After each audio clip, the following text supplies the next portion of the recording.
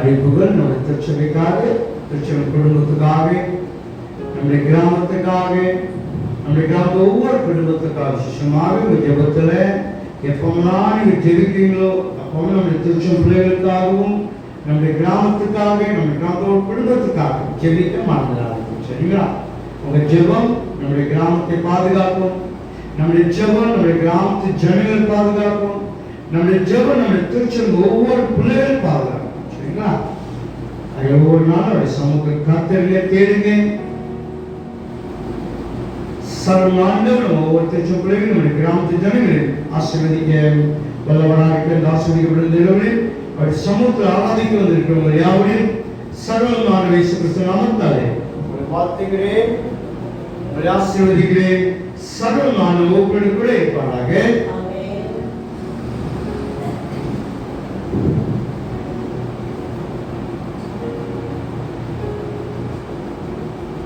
சிஷமாக வாலிப பிள்ளைகளுக்காக, வாலிபர்களுக்காக ஜெபம். படிக்கிற பிள்ளைகளுக்காக, வேலைக்காக காத்து கொண்டிருக்கிற விஷயம்காக, ஜானுக்காக, இன்னும் நம்முடைய வாலிப பிள்ளைகள் ஒவ்வொரு எதற்காக காத்திருக்காங்களோ அத்திருமணத்தை காத்து கொண்டிருக்கிற தனதுக்காக, மோகனுக்காக, இன்னும் திருமணத்துக்கு ஆயத்தமாக இருக்கிற ஒவ்வொரு பிள்ளைகளுக்காக செய்ய உங்க ஜெபத்தில் நினைத்துக் கொள்ளுங்க.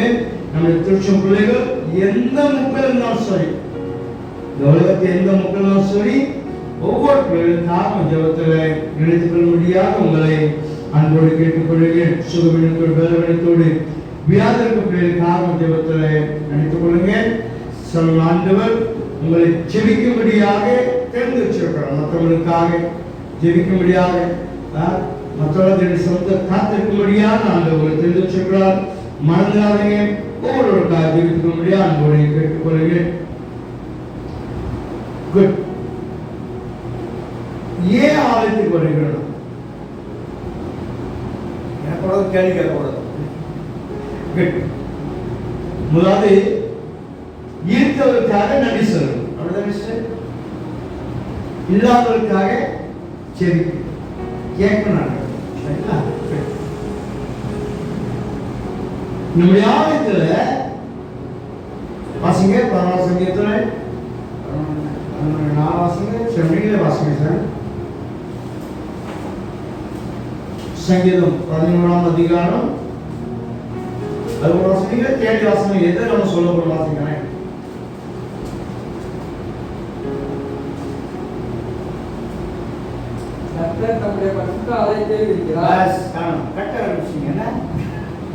எங்க இருக்கிறாரு?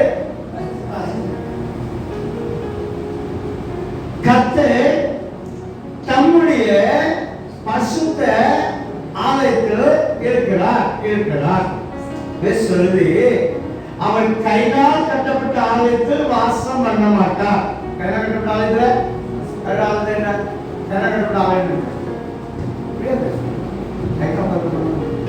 கையினால் கட்டப்பட்ட ஆலயம் எது?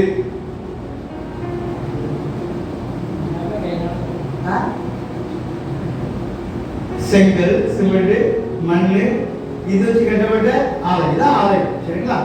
ஆலயம் சொல்லுது, அவன் கையினால் கட்டப்பட்ட ஆலயத்துல வாசம் பண்ணா. அப்ப எங்க வாசம் பண்ணுகிறார்?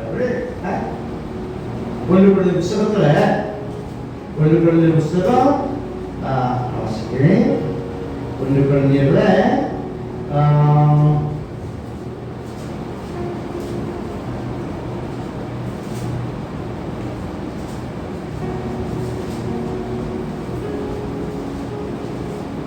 1 கொரிந்தியர் புத்தகம் ஒரு நிமிஷம்.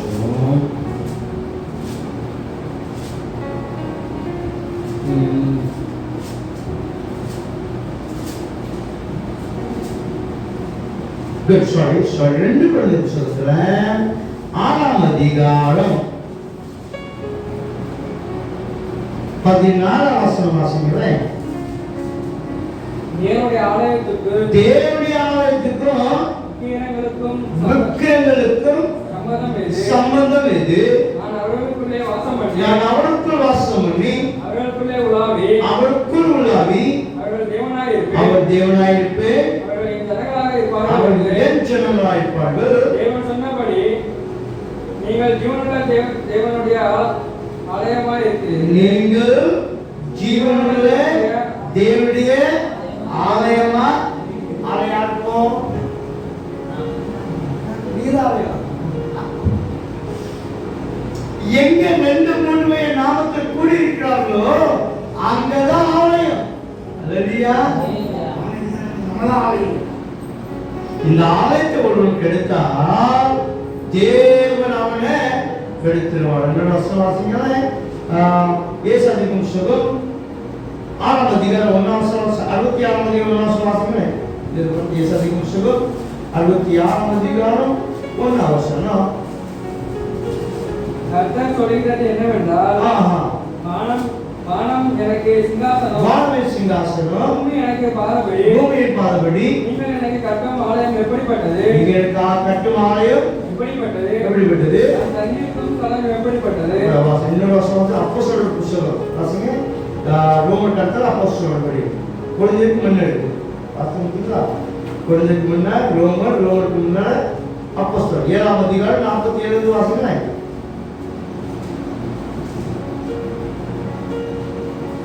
சாலமோனோ அவருக்கு ஆலயத்தை கட்டினார். சாலமோனோ அவருக்கு ஆலயத்தை கட்டினார். வாசிங்க. ஆகிலும் உன்னதமானவர்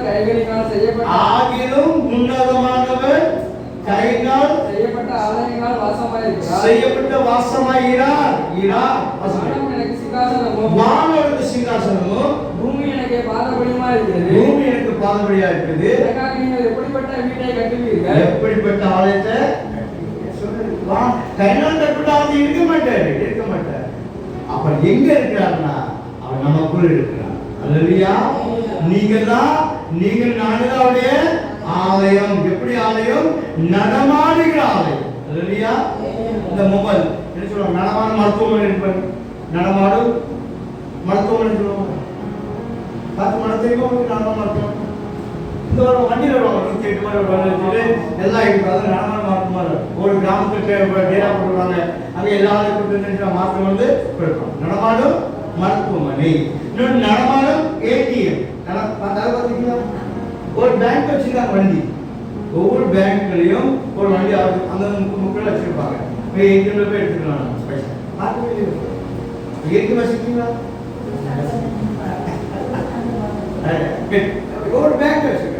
ஸ்டேட் பேங்க் தான் ரொம்ப ஸ்டேட் பேங்க் ஒதுக்குறாங்க பார்க்குறீங்க. சரியா? இப்படி நடமாடும் மருத்துவமனை, நடமாடும் ஏடிஎம், நடமாடும் காய்கறி வண்டி, எல்லா வண்டியும் இருக்கு. ஆனா அது உங்களை என்ன சொல்றாரு? நீங்களே தேவனுடைய ஆலயம், நடமாடும் ஆலயம். அந்த ஆலயத்துல அவர் என்ன செய்யறாராம்? ஷாமங்கிற ஆலயத்துக்குள்ள அந்த சகல ஆண்டவர் ஆலயத்தில் அல்ல, இந்த ஆலயத்தில் இருக்க உங்க கூட இருக்கு. அல்லேலூயா. அப்ப இந்த ஆலயத்துல தேவன் வாசம் பண்ணுகிறாருன்னா அப்ப நம்ம ஆவல இங்க வச்சுக்கிட்டு வீட்டுல இருக்க முடியுமா? இப்ப ஒரு கலெக்டர் வாங்க வச்சுக்கணும் நம்ம ஆலயத்துக்கு. தச்சு சொல்ற வீட்டுல இருப்பாரா? ட்ரெஸ் ஓடி ஜாமா நீட்டா பரப்பிடுச்சாங்க ஆலயத்துக்கு. எங்க யார் வந்திருக்கா? கலெக்டர் வந்திருக்கிறாரியா? ஆனா கலெக்டரோட பெரியவர், வானோட சிங்காசனம், பூமியோட பாதபடி. அவர் சொல்ற வாசிங்க திருப்பி அந்த 30 கடைசி வசனம் பாருங்க. ஏசாயா 30 வாசிங்க. கடைசி வசனம். ஆனாலும் உங்களுக்கு இறங்கும்படி கர்த்தர் காத்திருப்பார். நம்ம மனதிற்கும்படி எழுந்திருப்பார். கர்த்தர் நீதி செய்கிற தேவன்.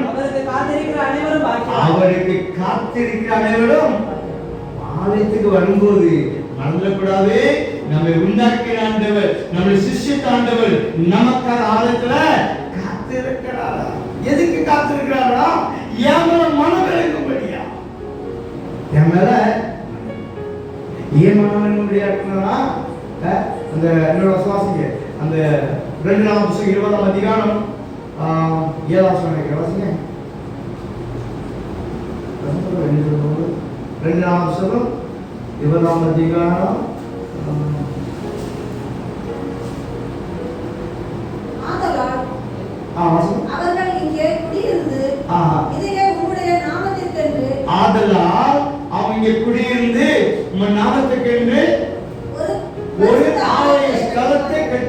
இருக்கிறாங்க. எங்க மேல் பட்டயம், நியாய தண்டனை, கொள்ளை நோய், பஞ்சம் முதலானவைகள் வந்தால் அப்பொழுது இந்த ஆலயத்தில் வெளிப்படும்படியால் வந்து நின்று எங்கள் இடுக்கங்களை உம்மை நோக்கி கூப்பிடுகையில் தேவரீர் கேட்டு ரட்சிப்பீர் என்று சொல்லியிருக்கிறார். மனுஷ வாழ்க்கையில பல போராட்டங்கள் கடந்து போகிறோம். எங்க மேல தண்டனை, நான் செய்த தப்புக்கு தண்டனை, என் மேல நோய் வாதை, எங்க வீட்டுல சாபம், என் பிள்ளை வாழ்க்கையில சாபம், என் குடும்ப வாழ்க்கை இருளான காரியம், ஒரு மாற்றம் இல்லை, குடும்பத்தை நிம்மதி இல்லை, குடும்பத்தை சமாதானம் இல்லை, பலவித புலகத்தை கடந்து போகிறேன். இப்படிப்பட்ட சூழ்நிலை இருக்கிறவங்க ஆலயத்தில் வந்து அவரை நோக்கி கூப்பிடும் போது நம்முடைய ஜெபத்துக்கு ஆலயத்துல தேவன் ஆலயத்தில் இருக்கிறார். இப்போ நாம் கூடி இருக்கும் போது நடமாடமாக இந்த ஆலயம் ஒன்று கூடி இருக்கும் போது அவர் சமூக காத்திருக்கும் போது அவன் நமக்கு என்ன செய்யலாம்? வாசம் பண்ணுகிறார். நீங்க அநேகம் தெரியாம இருக்கிறதுனாலதான் நீங்க ஜெபிக்க மனம் இல்ல, ஆலயத்துக்கு வர மனம் இல்ல, ஆலயத்தை கேட்க மனம் இல்ல, அவர் சமூக காத்திருக்க மனம் இல்ல. ஏன் நான் ஆலயத்துக்கு எதுக்கு போறேன்னு தெரியல. நான் வேலைக்கு போறேன், முதலாளிக்கு போற வேலை செய்ய சம்பளம் வாங்குறேன். அப்ப ஆலயத்துக்கு எதுக்கு வந்து தெரியாதனாலதான் இன்னைக்கு அநேக ஆலயத்தை அசட்டை பண்ணுகிறார். எனக்காக ஒருவர் காத்திருக்கிறார் ஆலயத்துல.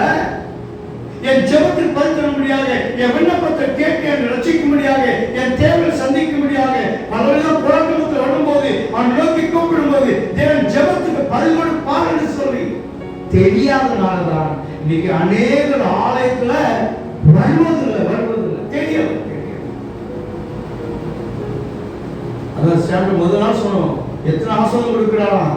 ஒவ்வொரு நாளும் யோசிக்கிறேன், ஒவ்வொரு நாளும் நான் வரும்போது ஆலயத்துல ஒவ்வொரு தேவையை சந்திக்கிறேன். ஒருபோதும் வெட்கப்பட்டு போக விட மாட்டார். அவர் சமூக காக்கிற பிள்ளைகள் ஒருபோதும் அவர் சமூகத்தில் காத்திருக்கும் போது என்னை அநேகருக்கு ஆசனமாக உயர்ந்த ஸ்தலத்தில் வைக்கிற ஆண்டவராக இருக்கிறார். ஐந்தாவது என்ன சொல்றாங்க? ஒவ்வொரு நாள் என்னை போஷிக்கிறார், என்னை உயர்ந்த ஸ்தலத்தில் வைக்கிறார், என் ஜெபத்தை கேட்கிறார், என்னை வெட்கப்பட்டு போக விடாத ஆண்டவர் எனக்கு புதிய வரத்தை தருகிறார். அல்லேலூயா. ஆலயத்தை வணங்கக்கூடாது. நான் சமூகத்தை தேடுவதனால நான் ஒருபோது வெட்கப்பட்டு போக மாட்டேன். அவர் சமூகத்தில் காத்திருப்பதனால எனக்கு புதிய பலனை கொடுக்கிற ஆண்டவர். அவர் சமூகத்தில் காத்திருக்கிறதுனால என்னை ஒவ்வொரு நாளும் என்னை தேவை சந்திக்கிற ஆண்டவராக இருக்கிறார். ஆலயத்தை ஒரு நாள் சொல்றது ஏன்னா அற்புதம் எப்படி நடக்குதே தெரியாது. அற்புதம் எப்படி நடக்குதே ஒவ்வொரு நாள் ஆலயத்தை ஒரு நாள் விட்டு விடாதீங்க. செவிக்கிறது ஒரு நாள் விட்டு விடாதீங்க.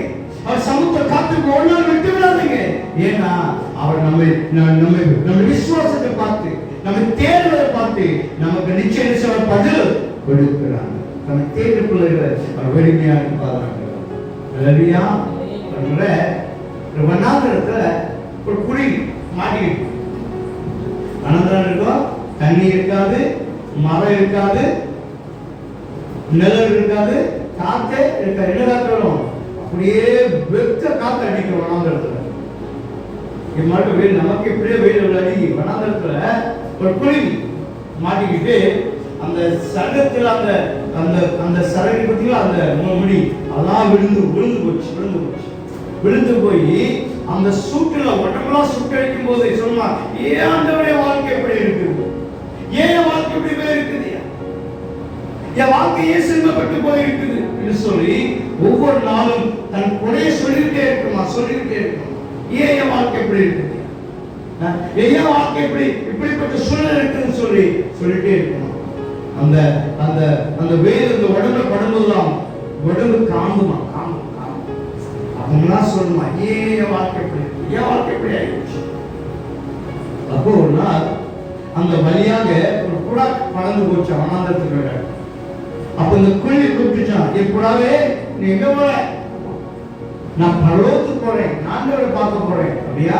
சரி, இப்போ என் நிலைமை பாத்தியா நீ? என் சரீரமெல்லாம் அந்த முடி விழுந்து இந்த வெயில நான் அவ்வளவு பாடுபடுகிறேன்.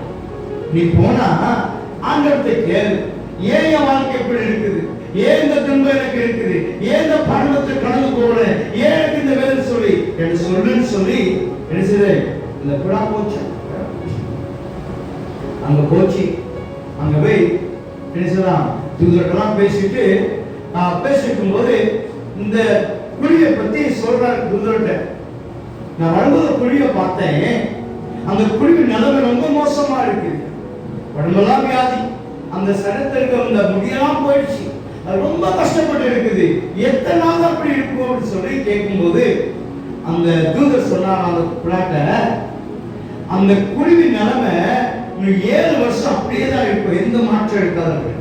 7 வருஷம் அந்த குழிவுடைய வாழ்க்கை இப்படிதான் வேதப்பட்டு இருக்கணும், இப்படிதான் துன்பத்துல கடந்து போகணும், 7 வருஷம் அப்படியே இருக்குன்னு சொல்லி சொன்ன. ஆனாலும் ஒண்ணு மாத்திரம் சொல்லு, நீ எப்பொழுது ஆண்டவருக்கு நன்றி சொல்லு.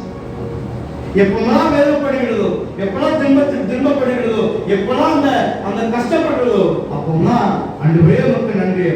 இந்த கஷ்டத்தை நான் இருக்கிறதுக்காக நன்றி, இந்த பாடுகளை படுவதற்கு நமக்கு நன்றி என்று சொல்லி அப்படின்னு சொல்றான். இந்த புறா வந்துச்சு, எப்பா 7 வருஷம் வாழ்க்கை எப்படிதான் இருக்கும், எந்த மாற்றமும் இல்லை. ஆனா நீ எப்பெல்லாம் நீ கஷ்டப்படுறியோ அப்பெல்லாம் ஆண்டவருக்கு நன்றி சொல்லு.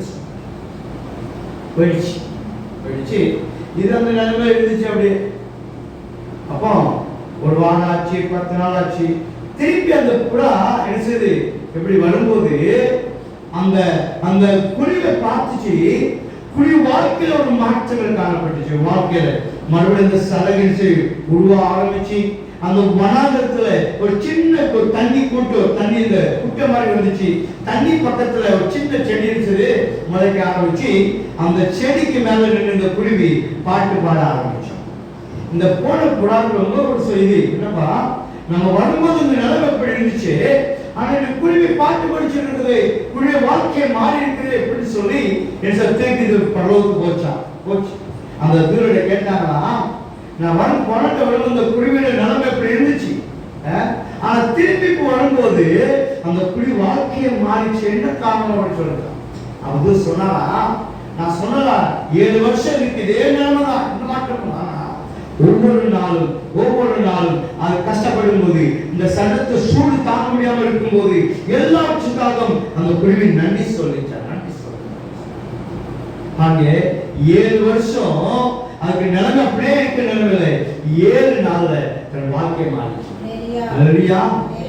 அங்க ஒரு நாளும் ஆழத்தை தேட விட்டு விடாதீங்க, ஜெயிப்பதை விட்டு விடாதீங்க, சமூக காத்திருப்பை விட்டு விடாதீங்க. ஏன்னா சர்வ ஆண்டவர் எப்போ உங்களை ஆஸ்வதிப்படாதுன்னு சொல்லி உங்களுக்கு தெரியாது.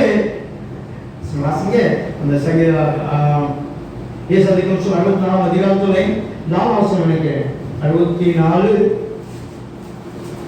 4 வாசிங்க. தேவனே உமக்கு காத்திருக்கிறவர்களுக்கு நீ செய்பவைகளை நீரே அல்லாமல் உலக தோற்றம் முதல் கொண்டு ஒருவரும் கேட்டதும் இல்லை, செவியால் உணர்ந்ததும் இல்லை, அவைகள் கண்டதும் இல்லை. அல்லேலூயா. ஆண்டவரே, உம்முடைய ஆலயத்தை தேடுற பிள்ளைகளுக்கு, ஒவ்வொரு நாள் ஜெபிக்கிற பிள்ளைகளுக்கு நீர் செய்பவைகளை நீர் மாத்திரம் செய்யணும். யாருக்கு தெரியுமா? வாசிங்க 1 குழந்தை சுகம் 1 குழந்தையே 2ஆம் அதிகாரம் 9-10 வாசிங்க வரலாம்.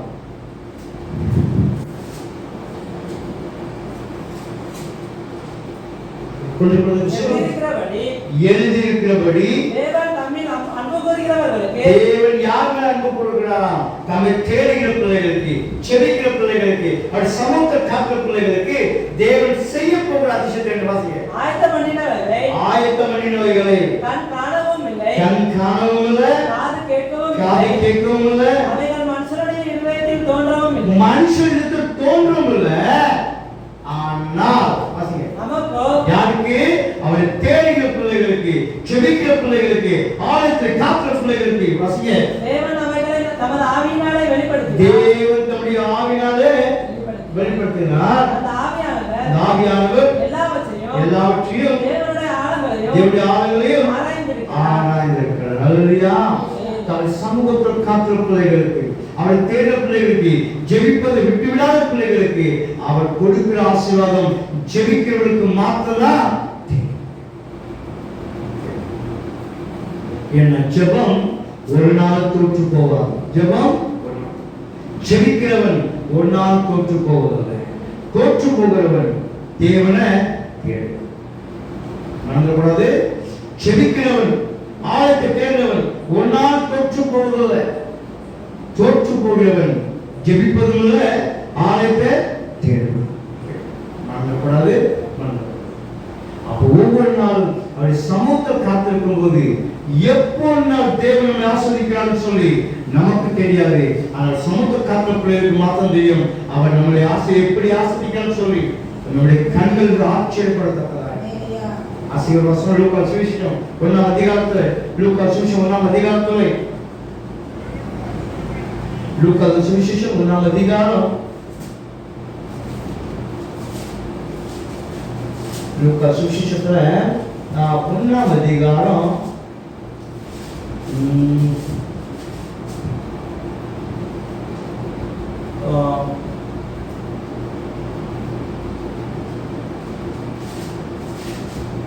1ஆம் அதிகாரத்துல வாசிங்க 8ஆம் வசனத்துல. அப்படி இருக்க முன்னால வாசிங்க 7ஆம் வசனம் வாசிங்க. எலிசபெத் மலடியா இருந்தபடினால் பிள்ளை இல்லாதிருந்தும் இருவரும் வயது சென்றவராகவும் இருந்தார்கள். அப்படி இருக்க அவர் தன் ஆசாரிய வகுப்பின் முறைப்படி தேவ சந்நிதியிலே ஆசாரிய ஊழியம் செய்து வருகிற காலத்தில் அவன் தேவாலயத்திற்கு பிரவேசித்து தூபம் காட்டுகிற சீட்டை பெற்றான். தூபம் காட்டுகிற வேளையில் எல்லாரும் கூட்டமாய் வெளியே ஜெபம் பண்ணி கொண்டிருந்தார்கள். அப்பொழுது கர்த்தருடைய தூதன் தூபபீடத்தின் வலது பக்கத்தில் நின்று அவனுக்கு தரிசனமானார். சகரியா அவனை கண்டு கலங்கி பயமடைந்தான். தூதன் அவனை நோக்கி சகரியா பயப்படாதே,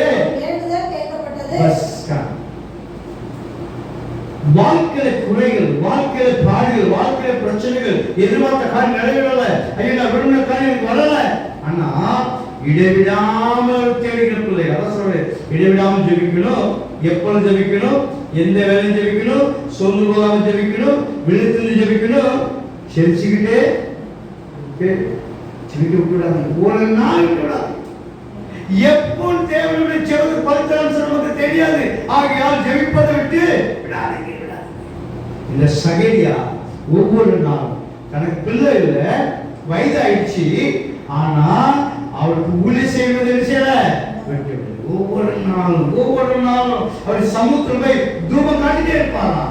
திடீர்னு ஒரு நாள் வந்து எழுது தூதர் வந்து சகரியாவே உன் வேண்டுதல் இவ்வளவு நாள் ஜெபித்தியா, இவ்வளவு நாள் காத்திருந்தியா என் சமூகத்துல, ஒவ்வொரு நாள் தூபம் காட்டிருந்தியப்பா, உன் பிரச்சனை மறந்து, உன் துன்பத்தை மறந்து, இவ்வளவு குறைகளை மறந்து என்னை தேட ஒரு நாள் மறக்கவே நீ. அதுக்குரிய பலன் சகரியாவே ஒரு வேண்டுதல். தாசனை விழுந்த இடவன் ஒரு சமூகத்தில் காத்துக்க பிள்ளைகள் ஒரு நாள் ஆலயத்தை மறந்துடாதீங்க. ஆலயத்தை மறந்துடாதீங்க, ஜெபிக்க மறந்துடாதீங்க, ஒரு வேதவசம் வாசிக்க மறந்தாங்க. ஏன்? உங்களை ஆஸ்வதிக்கிற ஆண்டவர் தம்முடைய ஆலயத்தில் இருக்கிறார். அல்லேலூயா. எங்க 2-3 நாள் திருமணப்பட்டு இருக்கிறாரோ அவர் நம்முடைய மத்தியில வாசம். அது 133 அருமையா சொல்லுது. 1-3 வாசிங்க பார்க்கலாம். 1-3 வாசிங்க. 133.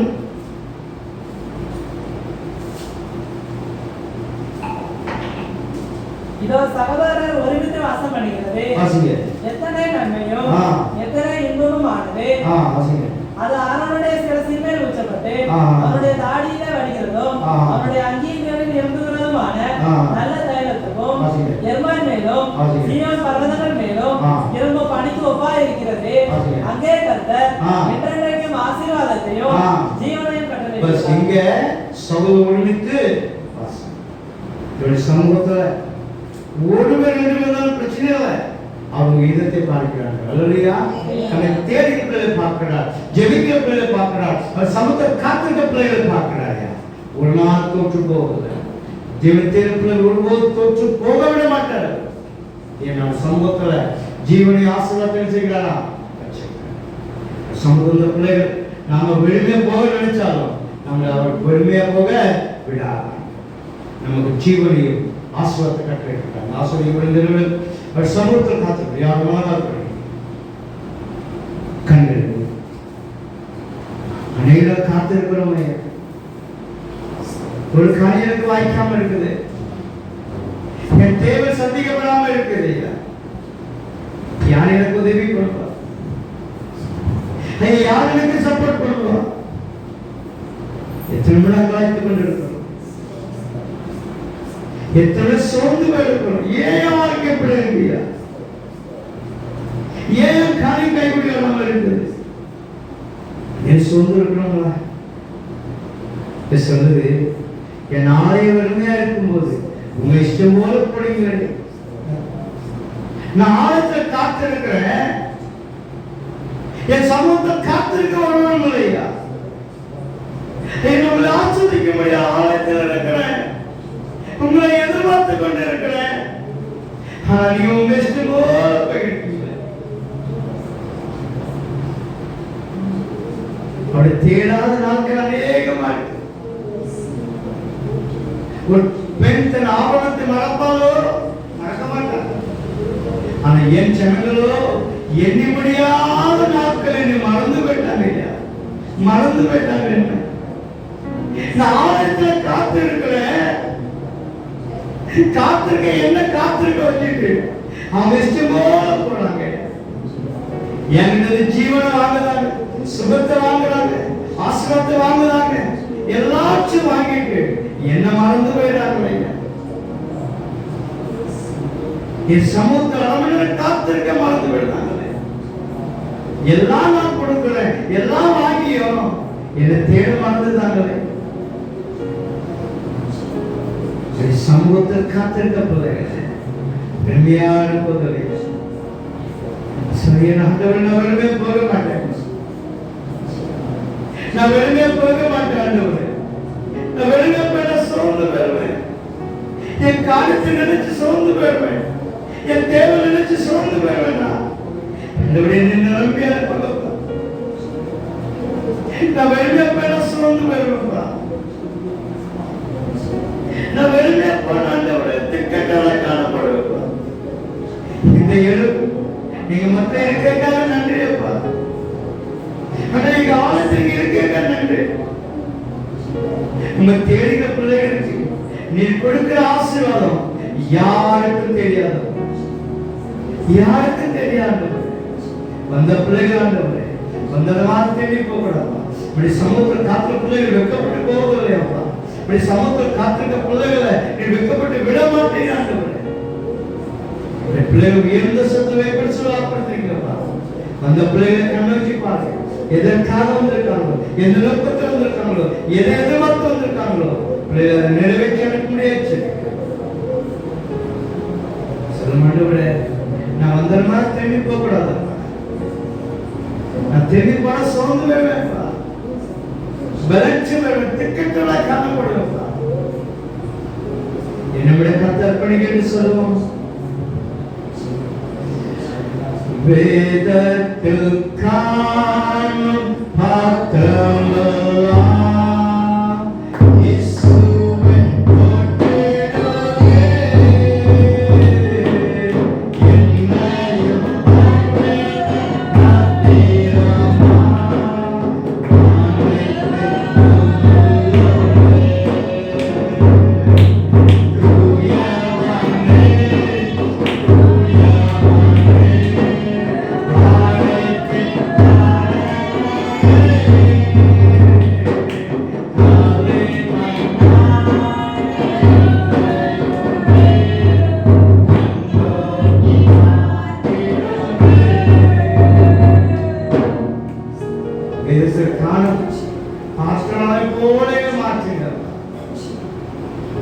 அவங்க தேட பிள்ளைகளுக்கு நீர் கொடுக்கிற ஆசீர்வாதம் நீ முப்பவங்களுக்கு மாற்றதான் தெரியும்.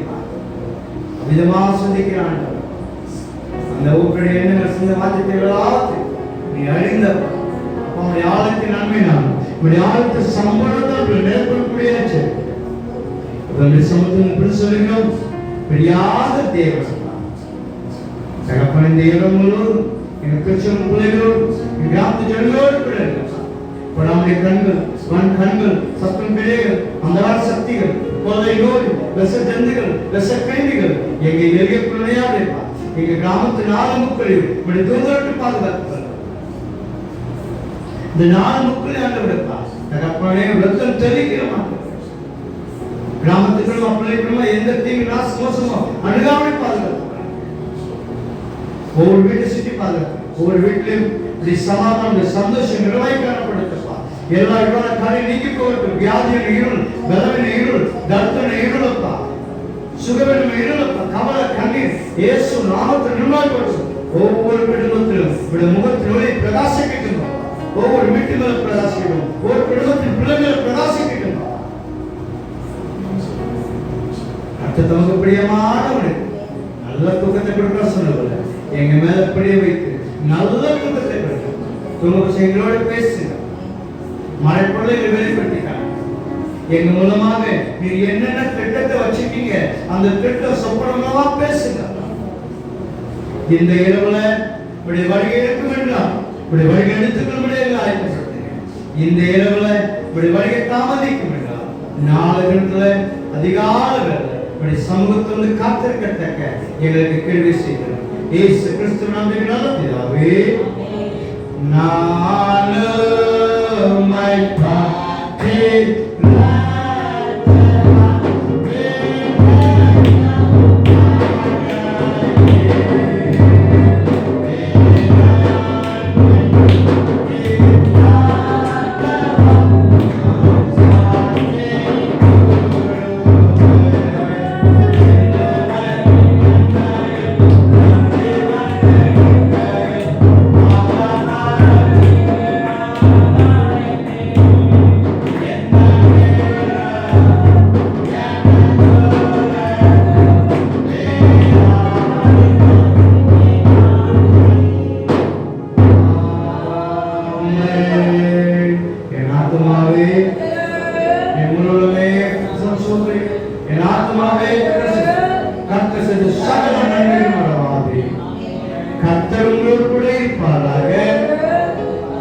தேவனுடைய சமாதானத்தையும் தேவனுடைய ஆசீர்வாதத்தை பெற்று திரும்பி சொல்லுவாங்க.